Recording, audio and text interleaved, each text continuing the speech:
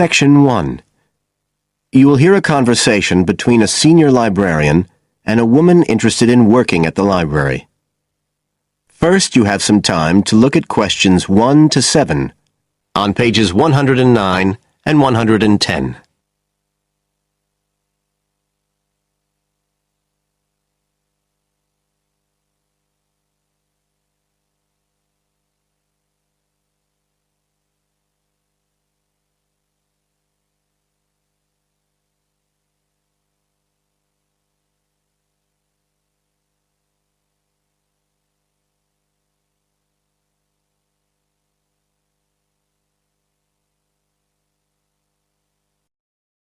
Now we shall begin. You should answer the questions as you listen, because you will not hear the recording a second time. Listen carefully and answer questions 1 to 7. I'm interested in doing some work for the library. Are you the person to speak to? Yes. Right. Well, what sort of work are you interested in? Well, I've just come to live here in Australia. I don't want a full-time job until my children have settled down, but I really need to get out of the house a bit. And I heard you need voluntary workers for various projects. Right. But I don't know if I have the right skills. Well, we do provide training. Oh! We always include an orientation to the library, together with emergency procedures. That's fire regulations, emergency exits, first aid so you can cope with accidents or sudden illness. Things like that which are necessary for anyone who's working with the public. Then we give specialist training for particular projects, like using our database system. I do have quite good computer skills, in fact. Oh, great. Is there any sort of dress requirement? Well, all staff have to wear a name badge, so they can be identified if they go outside the staff-only areas. But apart from that, there aren't many regulations. We ask you to sign in and sign out for insurance purposes, but that's all. How about transport? Do you live locally? Well, not too far away.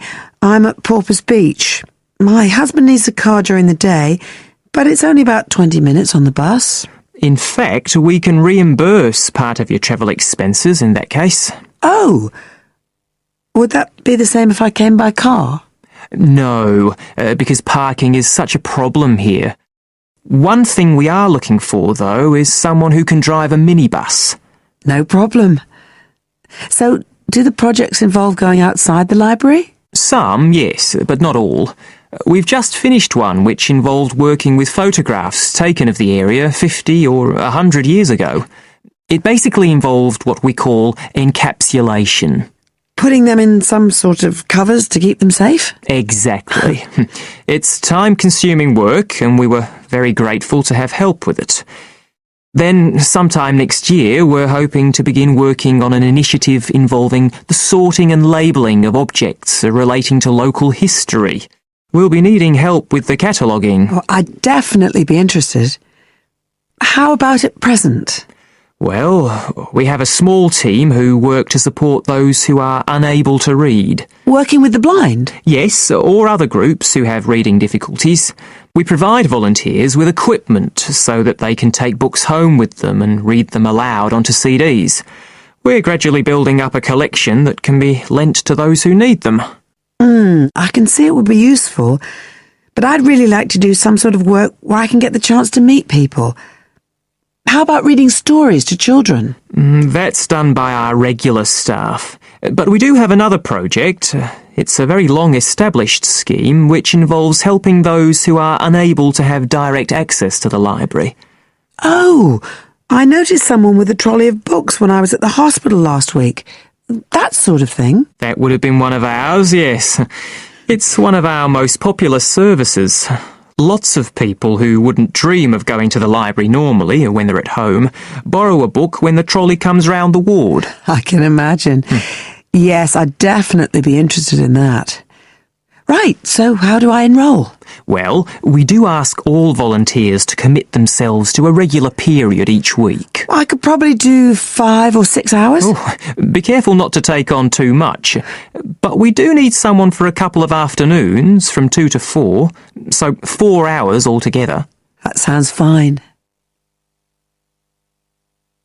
Before you hear the rest of the conversation, you have some time to look at questions 8 to 10 on page 110.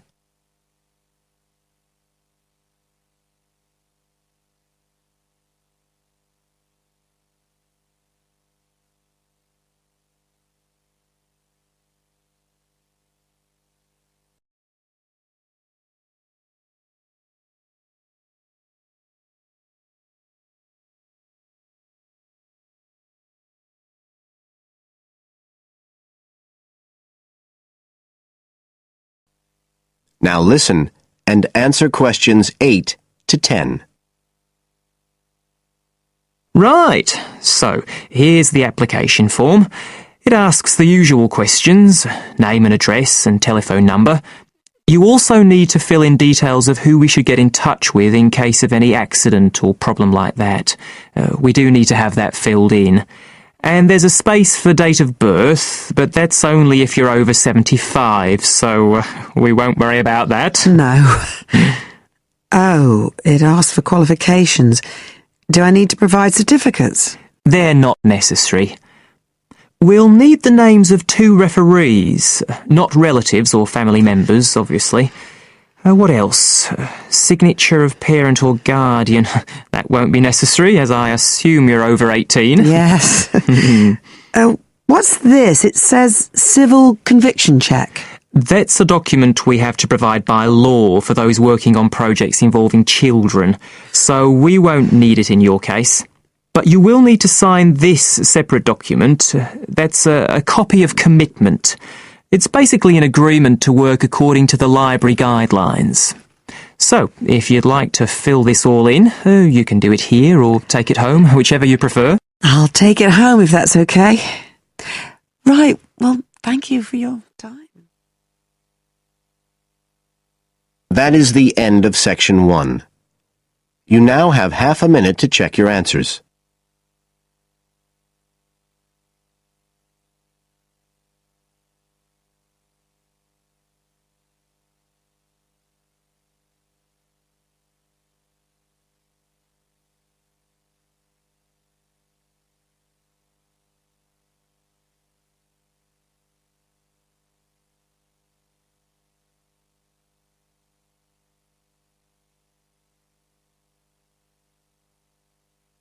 Now turn to section 2 on page 111.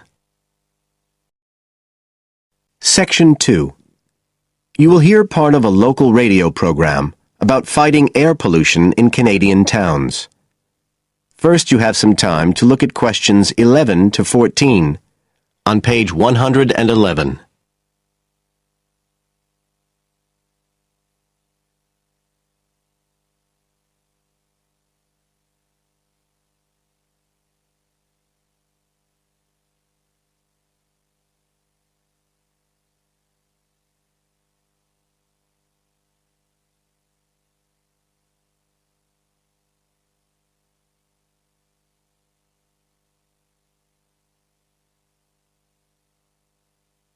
Now listen carefully and answer questions 11 to 14. Good morning, folks, and welcome to the Information Roundup on your own local radio station. This is Larry Knowles talking to you this morning on Tuesday, the 25th of May. And the first item coming up is a reminder to you all out there about Canadian Clean Air Day, which is on June 6th. In case you weren't around for the last one, this is a chance for Canadians everywhere to focus on the problems of air pollution and to actually try to do something to help reduce the problem. How many Canadians do you think die annually because of air pollution? 2,000? 3,000? Well, the rate is a staggering 5,000, and it's likely to grow unless we do something. And it's this concern with your health that's the driving force behind the government campaign that is sponsoring Clean Air Day. So what causes air pollution in the first place? Well, the transportation sector accounts for 27% of all greenhouse gases produced in Canada. It's also the biggest source of that thick, polluted air from traffic fumes that we call smog. And it's the tiny particles in ground-level ozone in smog that are the main causes of health problems and even deaths across the country. Of course, it's worse in the big cities, but researchers have only recently realized that all you need are low levels of air pollution to seriously damage your health, so we're all at risk. You now have some time to look at questions 15 to 20 on page 111.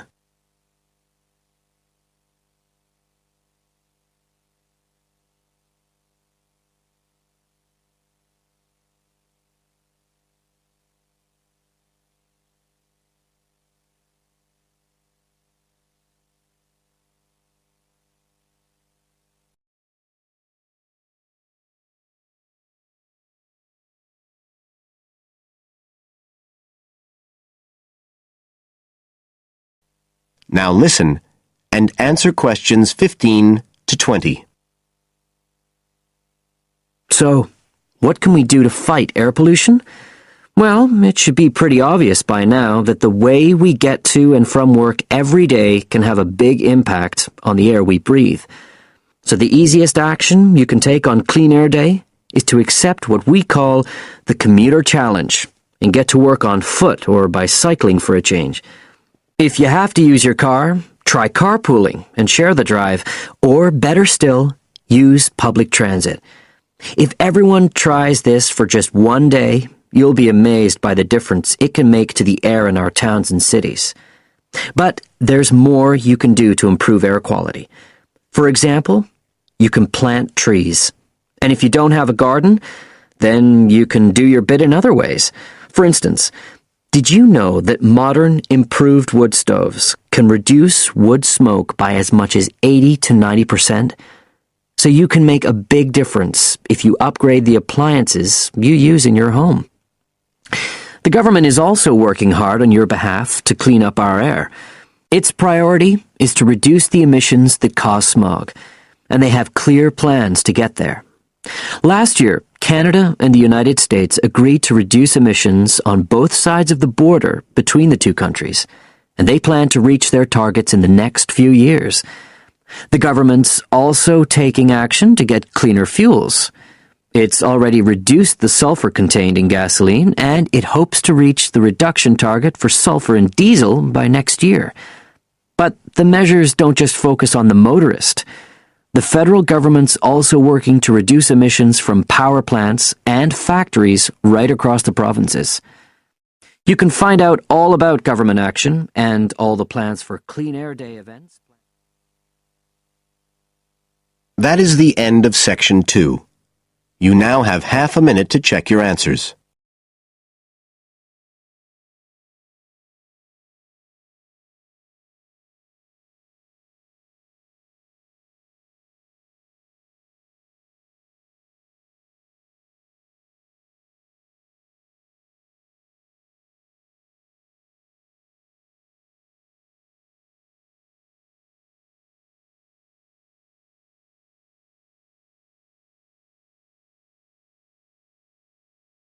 Now turn to section 3 on page 4.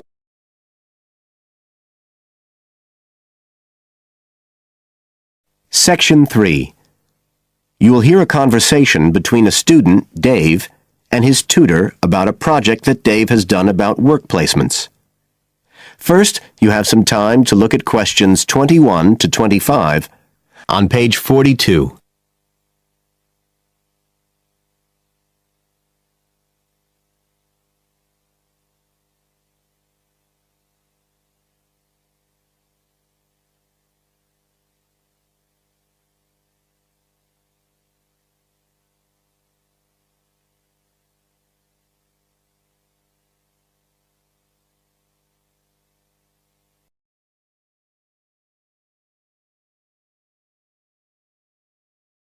Now listen carefully and answer questions 21 to 25. Good afternoon, Dave. Come on in and take a seat. Hi, Dr. Green. Thanks. Well, hang on a minute. I'll just find the first draft of your project paper, and we can have a look at it together. Now, yours is the one on work placement, isn't it? Yeah, that's right. So what made you choose that for your project?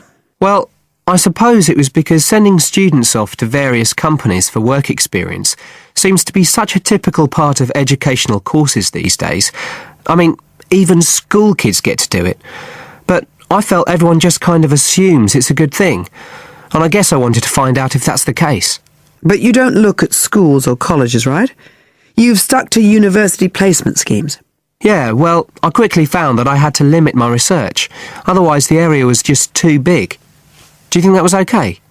I think it's very sensible, especially as the objectives might be very different. So how many schemes did you look at? Well, I sent out about 150 questionnaires altogether. 50 of each to university authorities, students and companies. And I got responses from 15 educational institutions and 30 students in 11 individual companies. Great. That sounds like a good sample. And who did you send your company questionnaires to? Well, the idea was to have them done by the students' line managers. But sometimes they were filled in by the human resources manager or even the owner of the company. Right. I didn't find a full list anywhere, so I think it's very important to provide that, really. You can put it as an appendix at the back. Right. I've got a record of all the respondents, so that'll be easy. I hope other things were okay. I mean, I've already put such a lot of work into this project, identifying the companies and so on. Oh, I can tell. I think you've done a good job overall. You now have some time to look at questions 26 to 30 on page 43.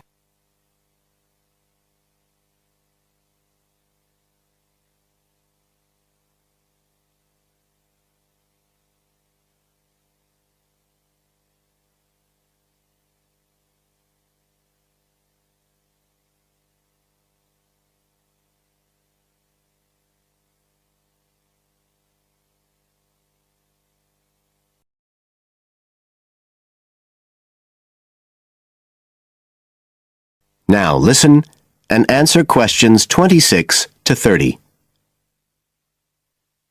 I thought your questionnaires were excellent, and you'd obviously done lots of background reading.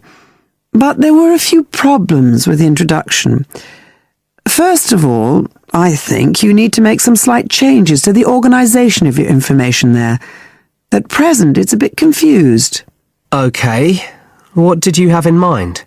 Well, you write quite a bit about work placement in general, but you never explain what you mean by the term. So you think I should give a definition? Exactly. And the introduction is the place to do it. And then, look, you start talking about what's been written on the topic, but it's all a bit mixed up with your own project. So do you think it would be better to have two sections there?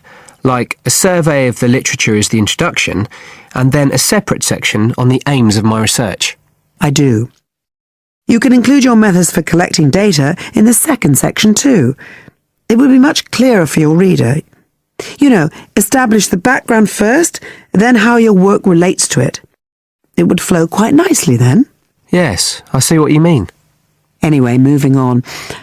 I like the way you've grouped your findings into 3 main topic areas. Well, it became very obvious from the questionnaires that the preparation stage was really important for the whole scheme to work. So I had to look at that first. And I found a huge variation between the different institutions, as you saw. I was wondering if you could give a summary at the end of this stage of what you consider to be the best practice you found. I think that would be very helpful. Right, I'll just make a note of that.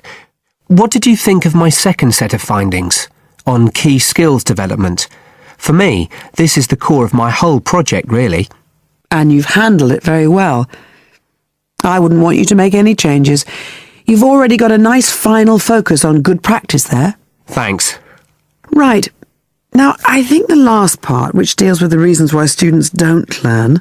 What, the constraints on learning chapter? Yes, that's the one. I think you need to refer to the evidence from your research a bit more closely here. Maybe you could illustrate it with quotations from the questionnaires, or even use any extracts from a student diary if you can, and refer back to what you've written about good practice. That is the end of Section 3. You now have half a minute to check your answers.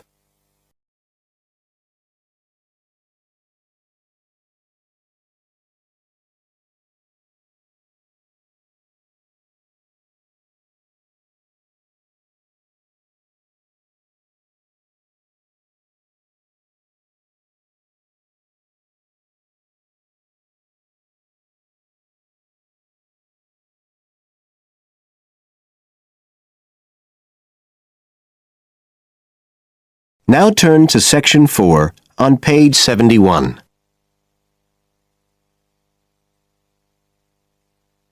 Section 4. You will hear a lecturer in education talking about some experiments done in the USA to investigate the effects of reducing class sizes.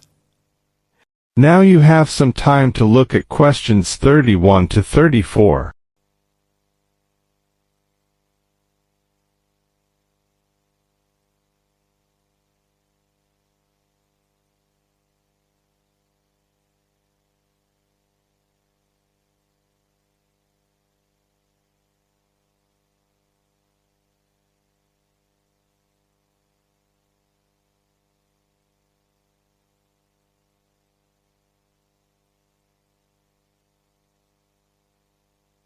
Now listen carefully and answer questions 31 to 34. All over the world, there are passionate arguments going on about how educational systems can be improved. And of all the ideas for improving education, few are as simple or attractive as reducing the number of pupils per teacher. It seems like common sense. But do these ideas have any theoretical basis? Today, I want to look at the situation in the USA and at some of the research that has been done here in America on the effects of reducing class sizes. In the last couple of decades or so, there has been considerable concern in the United States over educational standards here, following revelations that the country's secondary school students perform poorly relative to many Asian and European students. In addition, statistics have shown that students in the nation's lower-income schools in the urban areas have achievement levels far below those of middle-class and upper-middle-class schools. So would reducing class sizes solve these problems? Well, we have to remember that it does have one obvious drawback. It's expensive. It requires more teachers and possibly more classrooms, equipment, and so on. On the other hand, if smaller classes really do work, the eventual economic benefits could be huge. Better education would mean that workers did their jobs more efficiently, saving the country millions of dollars. It would also mean that people were better informed about their health, bringing savings in things like medical costs and days off sick. So what reliable information do we have about the effects of reducing class sizes? There's plenty of anecdotal evidence about the effect on students' behavior, but what reliable evidence do we have for this? Now you have some time to look at questions 35 to 40.